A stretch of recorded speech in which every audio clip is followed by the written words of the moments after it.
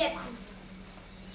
Il vivait pauvre, mais sans souci, heureux de rien, libre comme un saltimbanque, et rêvant sans cesse plus haut que son front. En vérité, il était amoureux du monde. Or, le monde alentour lui paraissait mort, brutal, sec de cœur, sombre d'âme. Il en souffrait. Comment se disait-il faire en sorte d'être meilleur? Comment mener à la bonté ces tristes vivants qui vont et viennent sans un regard pour leurs semblables? Il ruminait ces questions par les rues de Prague. Sa vie, errant et saluant les gens qui ne lui répondaient pas. Or, un matin, comme il traversait une place ensoleillée, une idée lui vint. Et si je leur racontais des histoires, pensa-t-il? Ainsi, moi qui connais la saveur de l'amour et de la beauté, je les amènerai assurément au bonheur. Il se hissa sur un banc et se mit à parler. Des vieillards, des femmes s'étonnaient, des enfants firent halte un instant pour l'écouter, puis se détournèrent de lui et reprirent leur chemin. Yacoub, estimant qu'il ne pouvait changer le monde en un seul jour, ne se découragea pas. Le lendemain, il revint au même lieu et à nouveau lança au vent, à voix puissante, les plus émouvantes paroles de son cœur. De nouvelles gens s'arrêtèrent, mais en plus petit nombre que la veille. Certains rirent de lui, quelqu'un le traita même de fou, mais il ne voulut pas l'entendre. Les paroles que je sème germeront, se dit-il. Elles entreront dans les esprits et les éveilleront. Je dois parler, parler encore. Il s'obstina donc et, jour après jour, vint sur la grande place de Prague. Parler au monde, conter merveilles, offrir à ses pareils l'amour qu'il se sentait. Mais les curieux se firent craindre, disparurent, et bientôt, il ne parlait plus que pour les nuages, le vent et les silhouettes pressées qui lui lançaient à peine un coup d'œil en passant. Pourtant, il ne renonça pas. Yacoub découvrit qu'il ne savait ni désirait rien faire d'autre que conter ces histoires illuminantes, même si elles n'intéressaient plus personne. Il se mit à les dire, les yeux fermés, pour le seul bonheur de les entendre sans se soucier d'être écouté. Il se sentit bien en lui-même, et désormais ne parla plus qu'ainsi, les yeux fermés. Les gens, craignant de se frotter à ses étrangetés, le laissèrent seul à ses palabres, et désormais prirent l'habitude, dès qu'ils entendaient le son de sa voix dans le vent, d'éviter le coin de place où il se tenait. Or, un soir, comme il disait un conte prodigieux dans le crépuscule indifférent, il sentit quelqu'un le tirer par la manche. C'était un enfant. Cet enfant lui fit une grimace goguenarde et lui dit en se hissant sur la pointe des pieds: « Ne vois-tu pas que personne ne t'écoute, ne t'a jamais écouté, ne t'écoutera jamais? Quel diable t'a donc poussé à perdre ainsi ta vie? » J'étais fou d'amour pour mes semblables. Et c'est pourquoi, au temps où tu n'étais pas né, m'est venu le désir de les rendre heureux. Eh bien, pauvre fou, le sont-ils? Mais alors, pourquoi t'obstines-tu? Je parle toujours, certes, et je parlerai jusqu'à ma mort. Autrefois, c'était pour changer le monde. Mais aujourd'hui, c'est pour que le monde, lui, ne me change pas.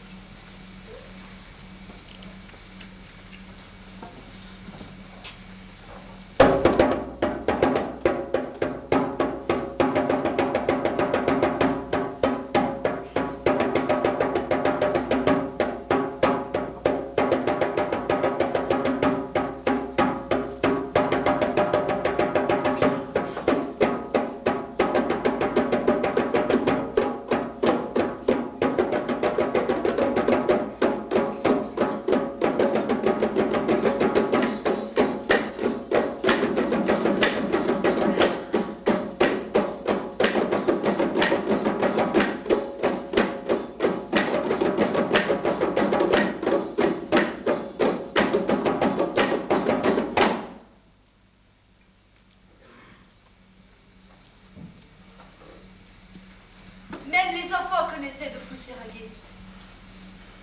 Ils n'étaient certes pas capables d'écouter son enseignement, mais pourtant, lorsqu'ils s'asseyaient, ils l'écoutaient tous. Il leur chantait. Dofus Seraguet, raconte! Dofus Seraguet, chante, chante!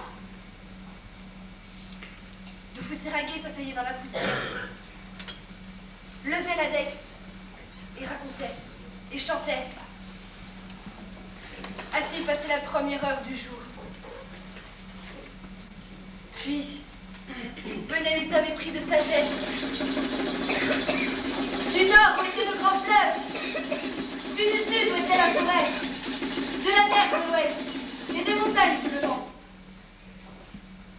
Tous les jours arrivaient des pèlerins qui avaient entendu parler de son infini savoir. Devant lui, dans sa case, il s'asseyait dans des mystères qu'ils écoutaient sa parole puissante, ses jugements vénérables, ses silences subtils, ses rires chevrotants même. Car Dofus Seraguet était un de ces sages dont même les rires étaient nourrissants.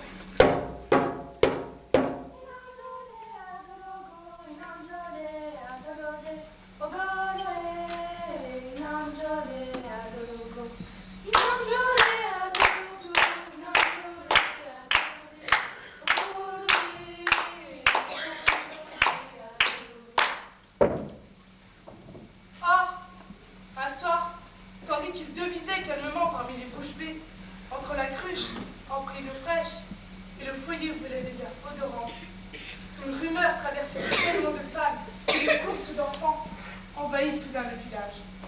Dofus Seraguet haussa les sourcils, tendit le cou.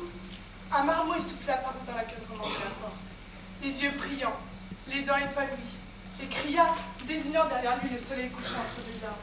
Poulo Cangado, le berger fou, il arrive, il arrive! Poulo Cangado, Poulo Cangado!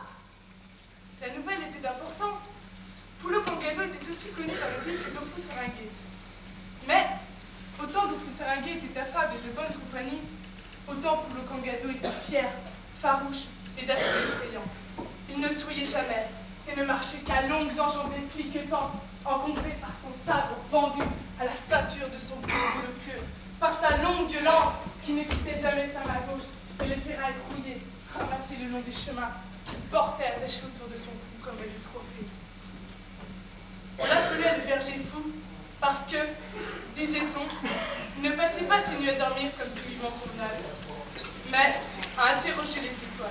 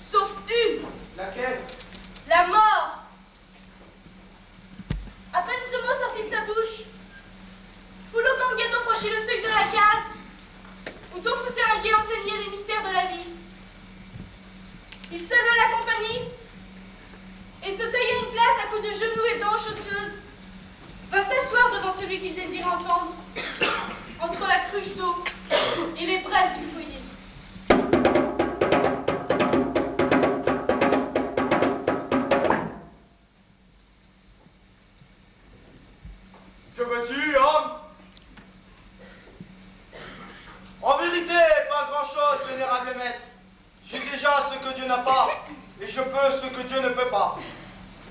Tout fou séringué baissait la tête pour dissimuler un sourire amusé, tandis que les hommes, la mine énormément stupéfaite, se tournaient vers le sauvage impassible planté au milieu. Qu'as-tu donc, homme, que Dieu ne possède pas? Un père et une mère, vénérable maître. À ce qu'on dit, Dieu n'en a pas. Doufou Séringuet laissa fuser un petit rire entre ses lèvres. C'est juste. Et que peux-tu donc faire qui ne soit pas dans le pouvoir de Dieu?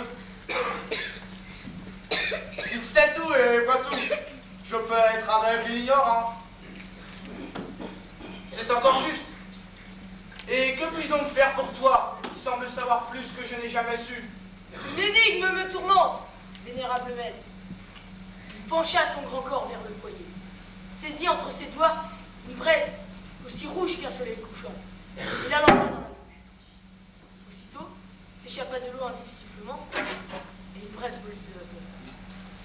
Le Kangado resta un instant silencieux, puis s'assura que chacun n'avait rien perdu de ses gestes. Vénérable maître, dit-il, je voudrais savoir qui, de l'eau ou de la braise, a fait ce tchou que nous venons d'entendre.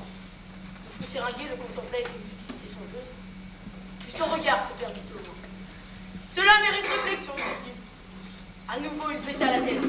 Ses disciples alentour courbèrent le dos, et tous s'avivèrent dans un silence si profond et perplexe qu'on entendit la main du plus haut glisser le long du manche, de sa lance dressée.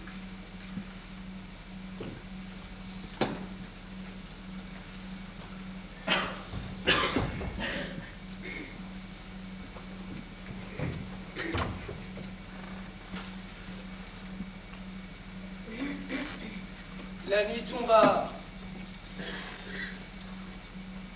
La lune apparut dans le ciel, puis les étoiles. Sous la plâtre, C n'ira plus maintenant que quelques chiens là. Les plus vieux, le menton sur la poitrine, s'abandonnaient au sommeil que l'énigme irrésolue ne pouvait plus retenir. Seul, Poulo Kangado se tenait la tête haute et les yeux grands ouverts, guettant obstinément le moindre mouvement du maître immobile et muet. Sa lance s'échappa pourtant, signe qu'une somnolence sournoise l'envahissait aussi. Elle rebondit contre la pile de la case et se ficha dans le mur. Alors, tout Séringuet dit, le vif et les mélanges joués, tandis que tout semblait s'éveiller en sursaut.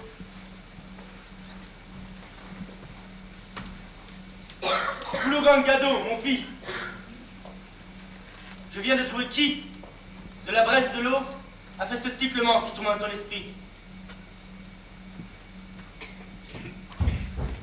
Mais, avant que je te l'apprenne, tu dois d'abord répondre à la question que je vais te poser.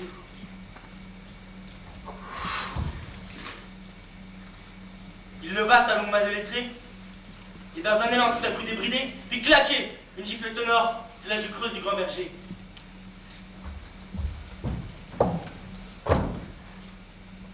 Puis, il se pencha en avant, affable et malicieux. Qui, de ma main ou de ta joue, a fait ce cac que nous venons d'entendre? Poulo Kangado resta un moment extrêmement ébahi. Puis, il ouvrit la bouche et dit: cela mérite réflexion, vénérable maître. Et il s'enfuit dans la nuit, interroger les étoiles.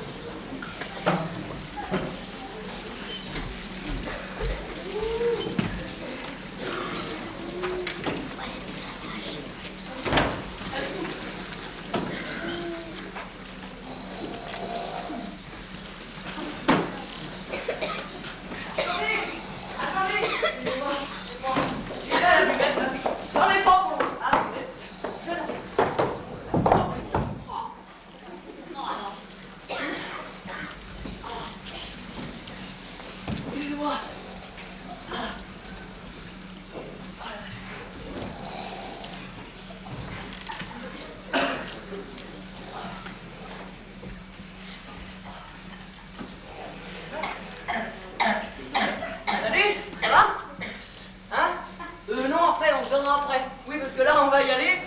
Non, on se voit après, hein. Ah, salut, ça va?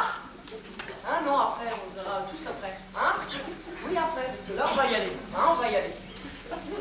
Ah, il est toujours là, non, hein? Où tu vas, là? Ah, là, vous êtes? Il me faudrait Jean-Marie. Jean-Marie, la buvette. Jean-Marie Cellier, Jean-Marie. Jean-Marie, tu peux fermer la buvette, là? Oui, parce que là, ils vont pas arrêter d'y aller, de revenir, tu vois, ça va être un peu le bordel. Non, tu fermes, oui, va falloir emmener sa petite bouteille d'eau, hein? Non, tu fermes la buvette. Voilà. Là, au fond, on arrête de parler. Non, on arrête de parler, hein. Là, on va y aller. Là, c'est bon, c'est vrai. On déconne plus. Hein, tu vas aux toilettes? Eh ben, décidément. Il me faudrait Serge, là, du coup. Serge Coutan. Serge, oui, tu peux fermer les toilettes? Oui, parce que là aussi, buvette, toilette, ça va pas arrêter. Hein? Non, tu fermes le... Oui, ben, tiens, il y avait un entracte, il fallait y aller, c'est tout, hein, on veut faire les mars. Non, hein? Tu fermes. Bon, on y va.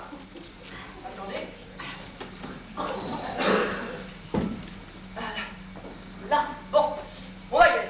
Bon, on y va. Oui, oh, j'y vais. Oui, on y va. Oui, on y va. Bon, on y va. Jean de la Vache était un escogriffe maigre, un peu perdu la coiffe, un petit peu taré, qui vivait avec sa braillarde de mère dans un vieux mort bancal et pantoufon. Cet hiver-là, il avait givré à polir le nez d'un aigle. Et le printemps annoncé semblait corps et bien perdu dans les brumes. Du coup, l'avril venait et les dents claquaient encore sous les dîners de vent. Du coup, l'avril venait et les dents claquaient encore sous les dîners de vent.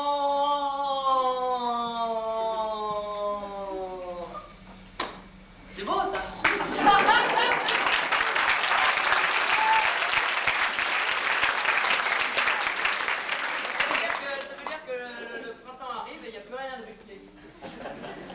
Donc voilà, un matin, la vieille réveilla donc son fils d'une bonne gifle pour le réchauffer.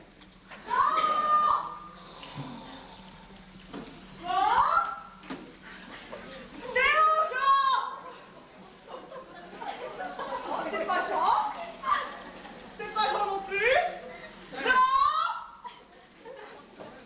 Non, vous n'avez pas vu Jean, non?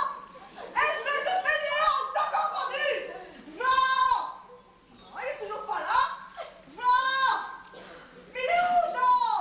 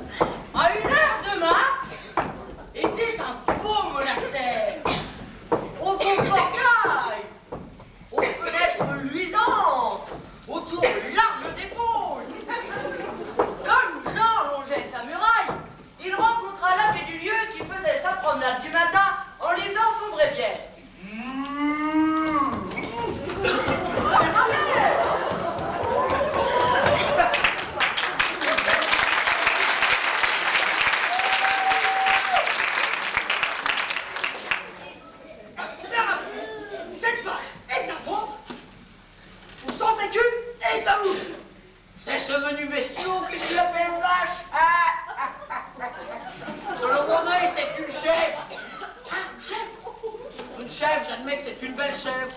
Mais jamais tu me la feras passer pour une vache. Je vous vois la ville, un filou.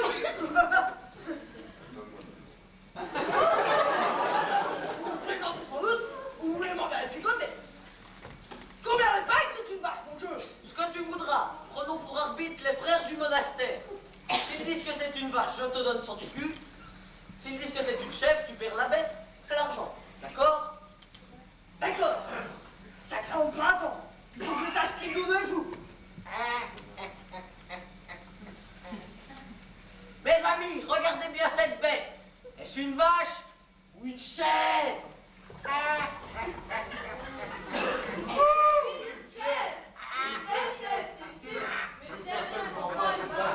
As-tu entendu, mon fils? Tu as perdu ton pari.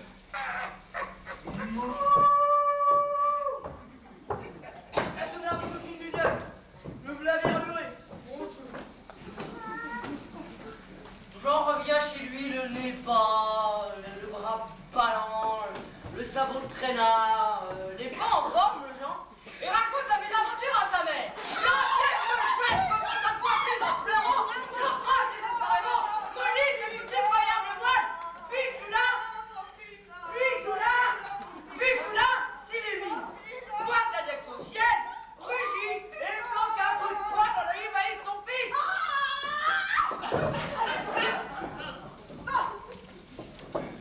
J'ai une idée, hein? Déguise-toi en bonne femme. Oh non! Cache sous ta robe une bûche de chêne et va demander l'hospitalité au monastère. Non! Quand tu te trouveras seul avec l'abbé, tu sortiras ton patron de frusca et que tu m'entends. Et tu le recevras bien ce qui te donne 100 écus.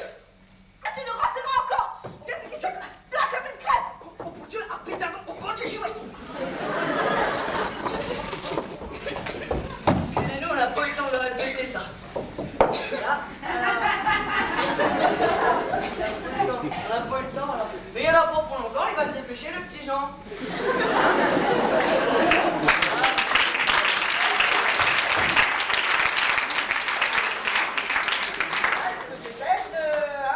Allez, faut pas perdre de temps là-dessus. Allez, voilà, c'est pas tout le monde. Voilà, là. Ah, j'y vais! Les gens, pas la bûche!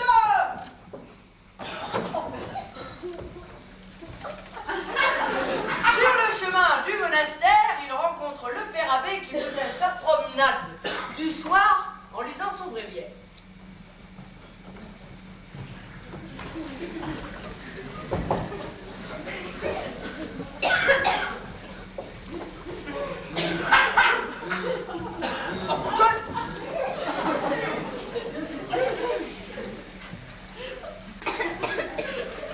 Offrez-vous l'hospitalité à une pauvre pèlerine sur la Oh mon Dieu! Entrez, bonne mère!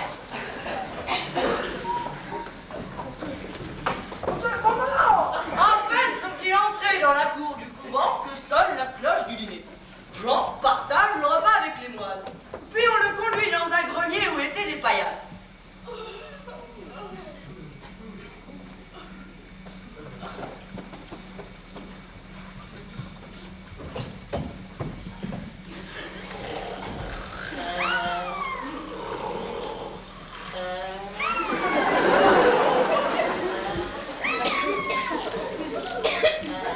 Vers minuit, quand il n'entend plus que ronflement dans la vieille bâtisse obscure, il se lève, descend à pas menus jusqu'à la chambre du père abbé, il entre.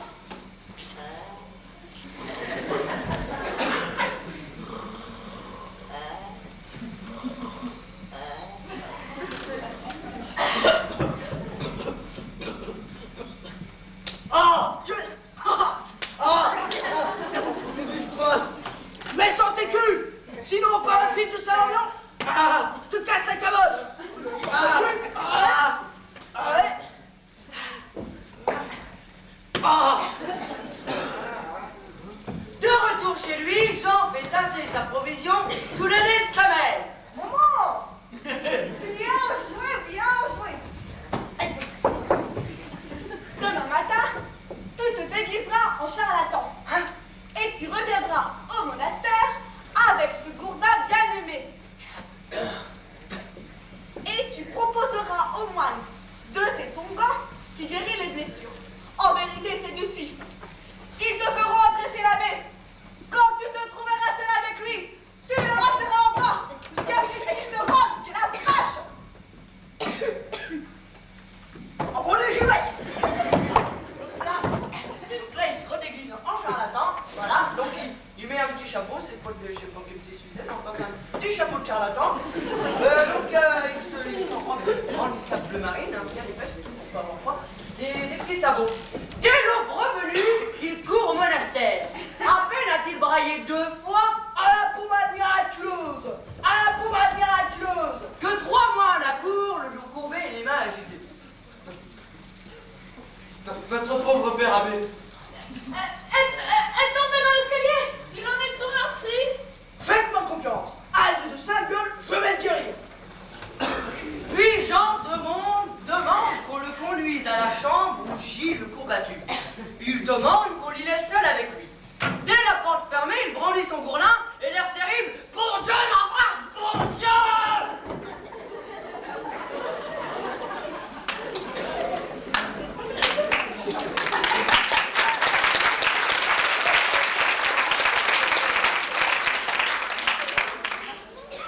L'autre,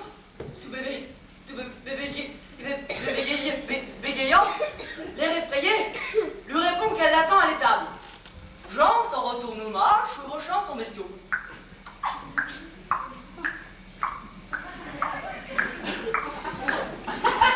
Sa mère, qui le guette sur le pas de la porte, est tant heureuse de le revoir revenir ainsi qu'elle esquisse sa pas de danse, et son sabot échappe à son pied lancé et s'envole.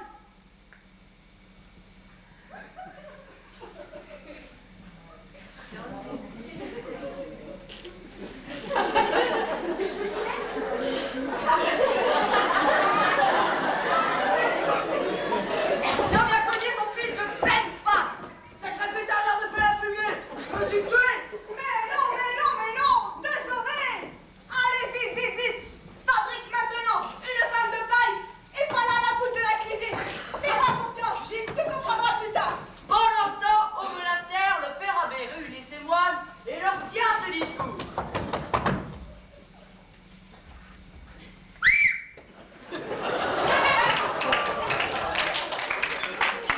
Jean de la Vache nous a chouravé sans écu. C'est intolérable. Il faut les récupérer. Je vais lui envoyer notre jardinier avec 2 mulets chargés de légumes. Et en échange, il fera demander ce sac de belle monnaie. Et vos souvenirs me mélancolisent. Il ne pourra pas refuser. Dès l'aube revenue, voilà le jardinier et ses 2 mulets qui font halte devant les bras de Jean de la Vache. Jean l'invite dans sa cuisine pour bavarder à l'aise. Sur le seuil, l'homme sursaute. Ah! Sainte Vierge! Je l'ai perdue.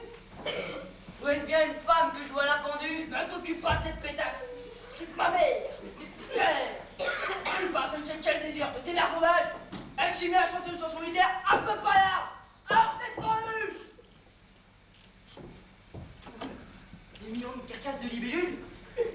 Un homme qui prend sa mère pour si peu est capable de tout. Garde tout, les sans-écus, les débulés et porte-toi bien. L'homme étant pressé de sortir qu'il en oublie la porte et saute prestement par la fenêtre. Et je vous quitte aussi, bas le Jean, car je n'ai pas fini mon verre.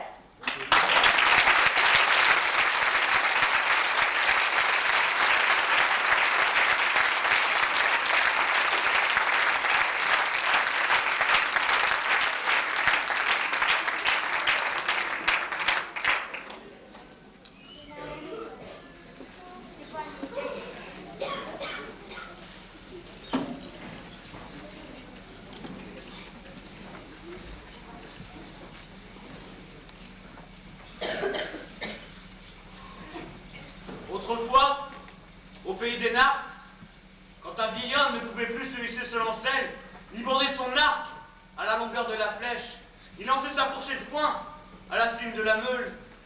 On le menait hors du village, au sommet de la montagne des ancêtres. On le faisait asseoir dans un chariot d'osier, on lui disait adieu.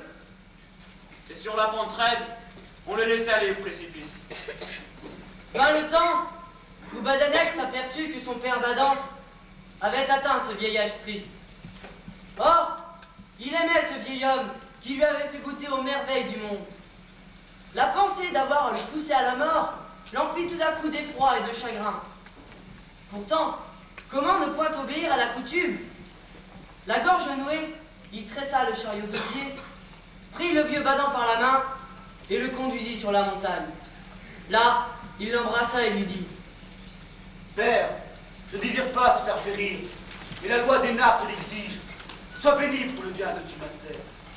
Le vieux Badan ne répondit pas, et son silence pesa comme une lourde pierre dans le cœur de son fils. Il aida le vieux Badan à s'asseoir sur le chariot d'osier et d'une rude poussée le précipita vers la vallée rocailleuse et profonde. Il le regarda cahoter misérablement, tressauter sur les cailloux de la ravine, ferma les yeux. À l'instant, il bascula dans le gouffre.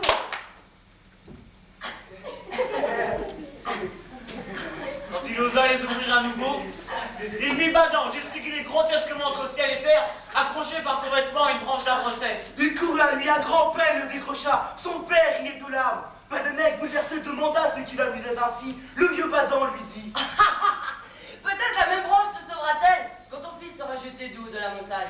Peut-être aussi seras-tu aussi content que moi, après avoir eu aussi peur que moi. Le bon rire de Badan émut grandement Badanek. Il resta un moment silencieux, puis secoua la tête et grogna. Je ne te pousserai pas une deuxième fois au précipice. Que les Nards fassent de moi ce qu'ils voudront. En vérité, mon fils, je n'ai pas le goût de vivre sans rien faire. Une existence inutile est pire que la mort. Cependant, est-il certain que je ne peux plus rendre le moindre service aux vivants? Réfléchis à cela. Mon corps est faible, certes, mais ma vieille tête est une coupe pleine de bon savoir. Badanek mena son père dans une caverne de la montagne. Dans l'ombre de la voûte, il installa pour son repos une épaisse litière de feuilles sèches. Après quoi, il lui dit: Tu vivras ici, ne te montre à personne. Si les Nards t'apprenaient que j'ai violé la coutume, ils me chasseraient du village. 2 fois par semaine, je t'apporterai à manger. Il serra son père contre sa poitrine forte et s'en revint aux travaux des jours. 2 années passèrent.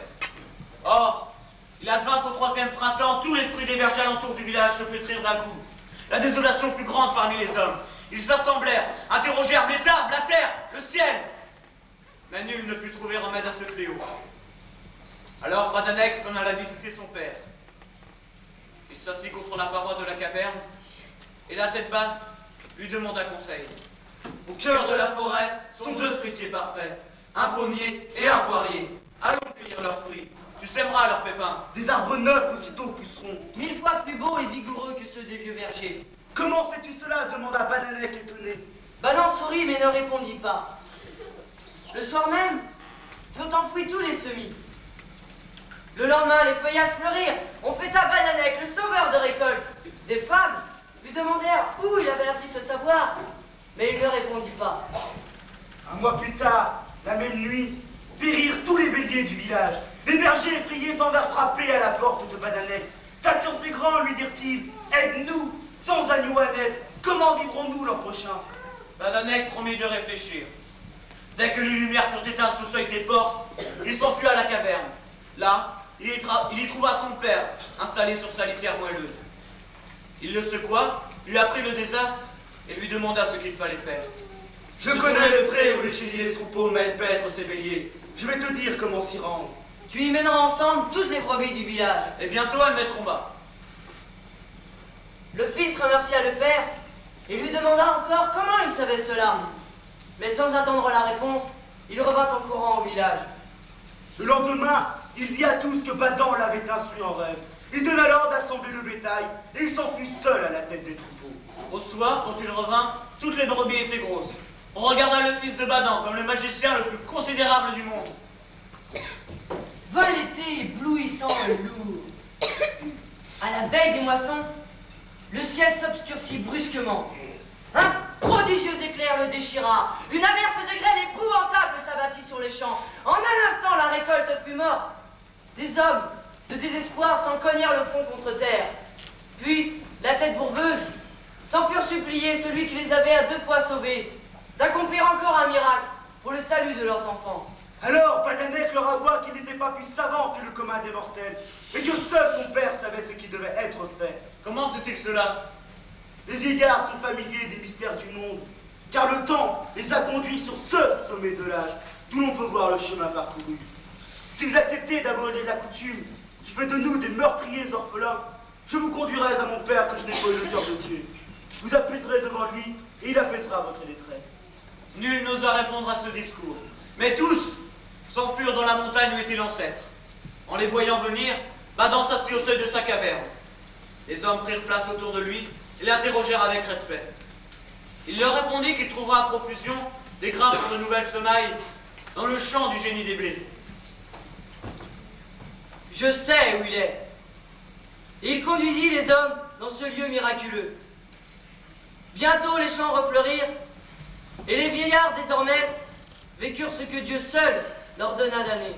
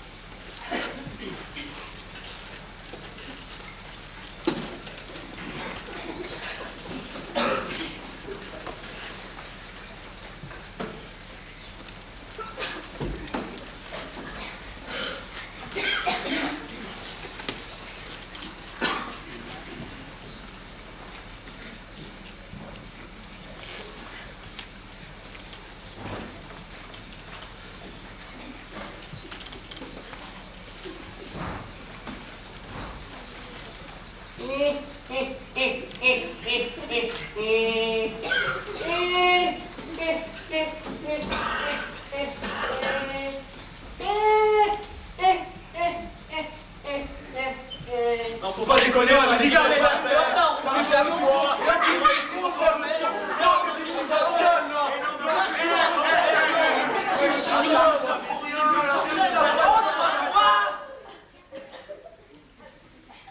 À Bagdad, vécut un fameux marchand nommé Abou Qassem.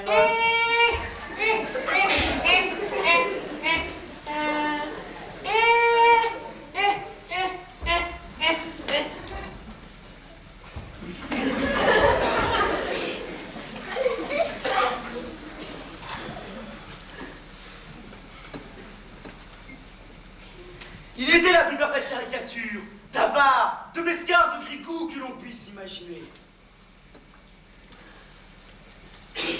Il était très riche, mais il ne voulait pas que cela se sache.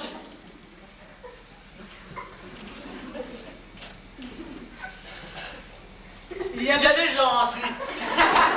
Ils jouent volontiers les misérables devant leur buffet bourré d'or. Abou Qassem était...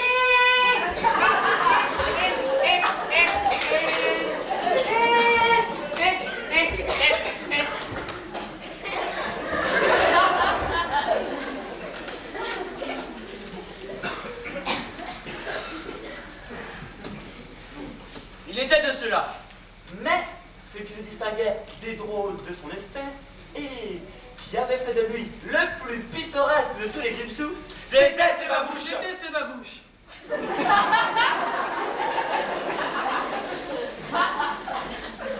Même le mendiant le plus locteux d'Arabie aurait eu honte de tomber mort sur ces deux babouches pareilles, tant elles étaient sales. Oh, mais fort à petasser. Oh, Dégoûtant. oh, Immonde. oh, Sale. oh, répugnant. Un jour, au bazar de Bagdad, Abou Qasim.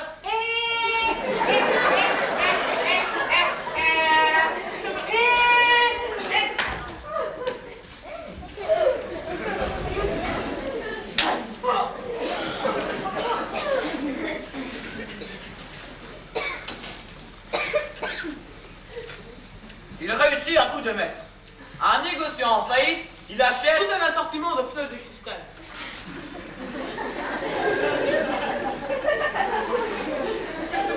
Un négociant en faillite, il achète, pour une bouchée de pain, tout un assortiment de fioles de cristal et un stock d'essence de rose. Il compte bien évidemment revendre au détail les flacons 10 fois plus cher qu'il ne les a payés. À Bagdad, en ce temps-là, n'importe quel honnête marchand pour faire la bonne affaire aurait offert un petit banquet à ses relations.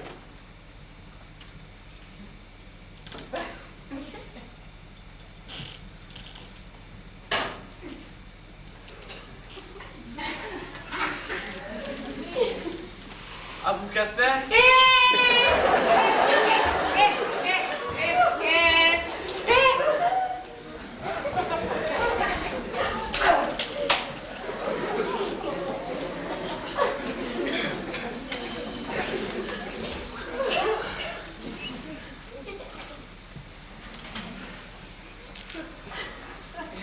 Abou Qasim.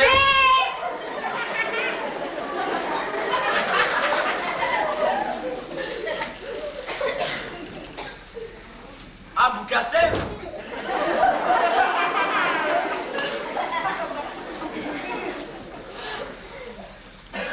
Abou Qasim, lui, ne songe pas à pareille folie, mais décide tout de même de fêter l'événement. Au diable l'avarice! La peste soit de l'avarice et des avaricieux. Acte 1, c'est 3.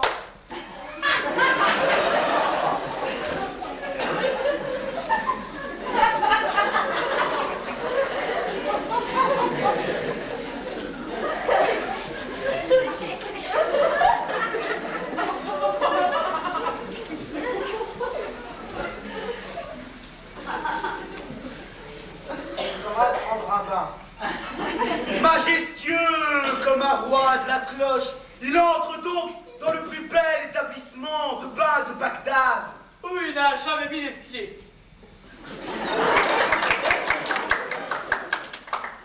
Il se déshabille au vestiaire commun. Où il n'a jamais mis les pieds. Il aligne ses ignobles babouches à côté de celles des autres clients et se laisse aller aux délices du bain chaud. Où il n'a jamais mis les pieds.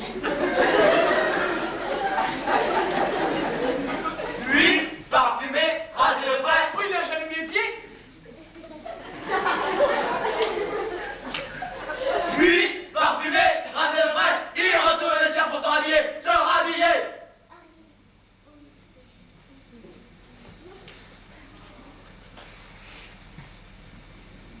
Là, il ne retrouve plus ses babouches. Quoi?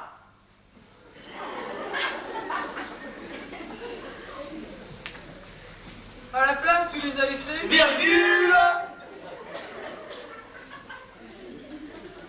Il en découvre d'autres qui sentent bon le cuir neuf. Un de mes amis, se dit-il, a sans doute voulu me faire un cadeau.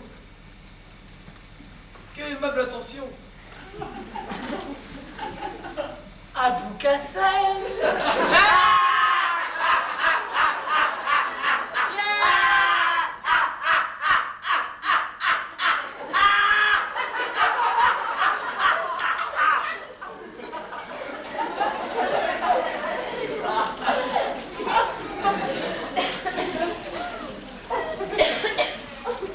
Abou Qasim, tout réjoui, chausse les babouches neuves et s'en va. Or, le juge du tribunal sort derrière lui de son bain, cherche partout ses chaussures neuves, il ne les trouve pas. À la place, Il en découvre. Il découvre d'abominables gueudasses qu'il reconnaît aussitôt. Ce sont celles d'Abou Qassem. Il n'y en a pas de père pareil dans Bagdad.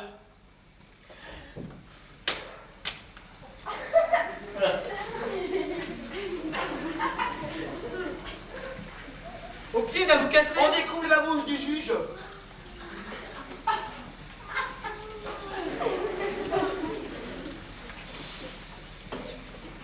Le pauvre fou. Ah, c'est qu'on lui avait fait un cadeau.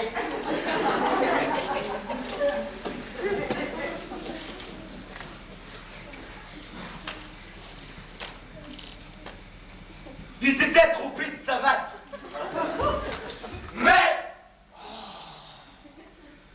pour le juge intermédiaire, Abou Qassem est coupable de vol. Il me condamne à payer une amende colossale. Abou Qassem paie, que peut-il faire l'autre? Bah oui, il paye que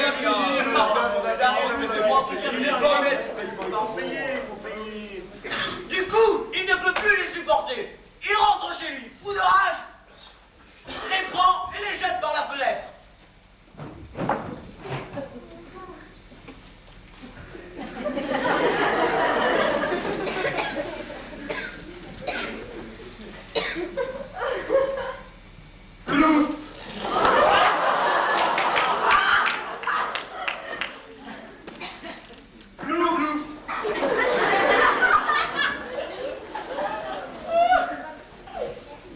Là, elle tombe dans le fleuve, dont les eaux boueuses roulent au pied de sa maison.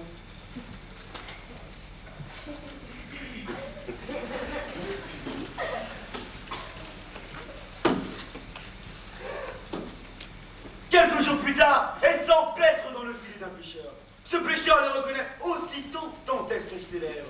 Il prend ses débris dégoulinants et de la fenêtre les jette par la ruelle ouverte d'Abou Qassem.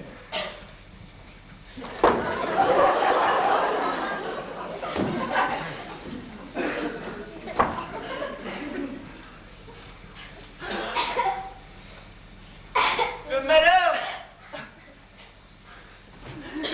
qu'elle tombe sur la table où justement le pauvre homme est en train de remplir d'essence de rose. Les flacons qu'il a achetés à si beau compte.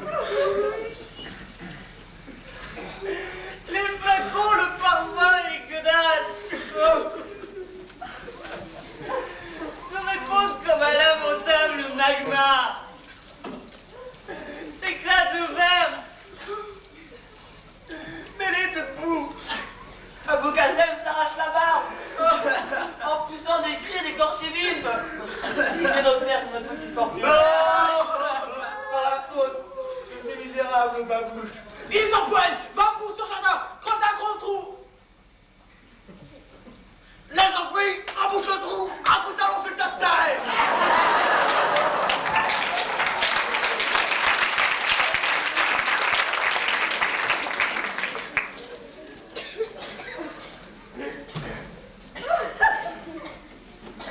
Voilà, dis-tu.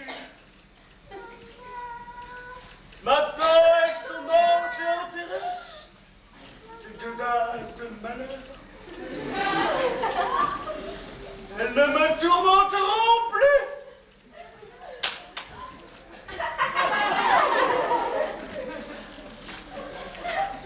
Hélas, le voisin d'Abou Qassem l'a vu creuser comme un forcené au bout de son jardin. Cela lui semble bizarre. Si avare aurait découvert un trésor, je n'en serais pas étonné. Acte 5, scène 7.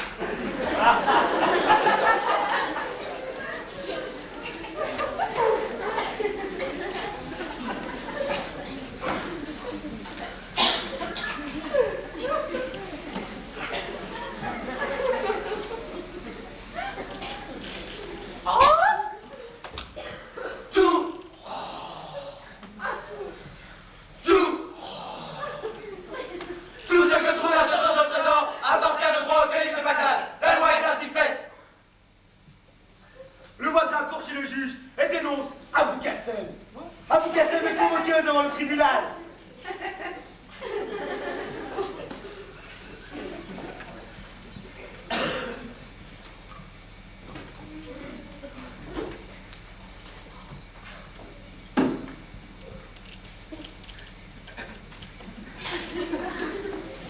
Ce sont de ma bouche que j'enterrais.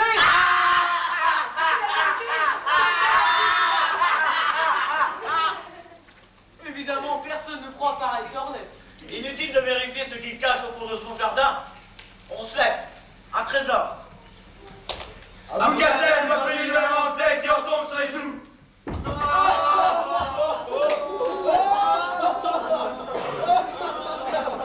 Il se relève enfin. Va déterrer ses babouches. Elle fourre dans un sac. Emmène le sac. Le sac sur son épaule jette le tout en pleine campagne dans un étang. Hélas. 2 fois hélas. Cet étang est le réservoir d'eau de la ville de Bagdad. Préparez vos jeunes pour entrer dans un tourbillon. Ça bouffe dans le convoi. Bouche. Les ouvriers chargés de réparer les dégâts. Les sandales reconnaissent aussitôt. Abou Gassem. Abou Gassem. Abou Gassem. Abou Gassem. Ouais. Abou Gassem aussitôt qui se trouve sur les eaux. Comme pays de l'avant.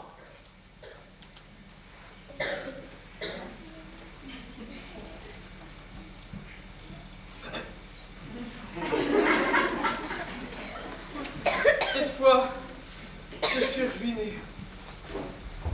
Et on lui rend ses vieilles savates. Alors, écumant comme un enragé, il décide de les brûler. Il les met asséchés sur son balcon avant de le jeter au feu. Hélas. 2 fois hélas. 3 fois hélas. Un chat joue sur son balcon. 4.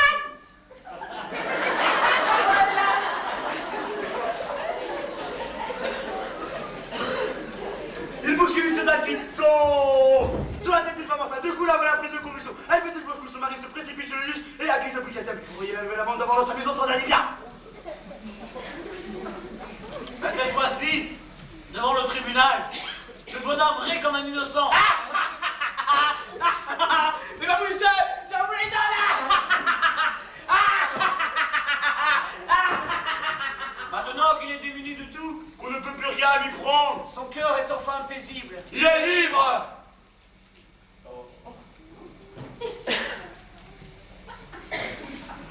Merci, infâme godasse. Et il repart, pieds nus, en plein soleil.